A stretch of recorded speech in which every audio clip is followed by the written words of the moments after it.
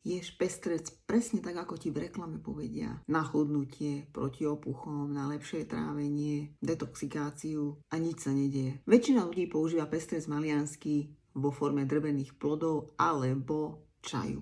Lenže, aby si prijala účinnú dávku, dajme tomu 140 mg silimarínu, musela by si teoreticky zjesť 7 g drvených plodov. Reálne je to však skôr okolo 20 gramov, nakoľko drvený plod má veľmi zlú vstrebateľnosť a telo z neho využije len malú časť. Štandardizovaný extrakt veľká vstrebateľnosť, drvený plod nízka vstrebateľnosť. Čiže forma rozhoduje viac než množstvo. A keďže na účinnú dávku musí zjesť viacej drveného plodu, tým viac musíš riešiť kvalitu byliny. A je tam riziko ťažkých kovov, pesticídov, plesní. Toto sa hlavne týka podomových predávačov, ktorí nemajú testované svoje produkty. Jednoduchšie riešenie je kúpiť si štandardizovaný extrakt, kde máš zaručenú 70 alebo 80% vstrebateľnosť. Nie je pestrec ako pestrec.